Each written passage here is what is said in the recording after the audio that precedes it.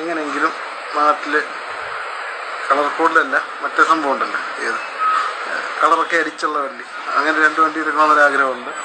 ഇവിടെ നൈറ്റ് സർവീസിൻ്റെ വണ്ടികളൊക്കെ വരണം.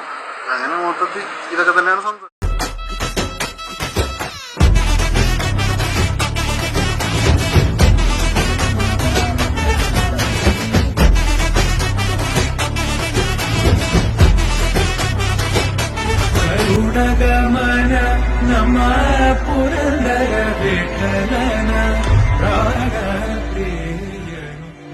ഇനി ആര് വരാനോ വരാനൊന്നും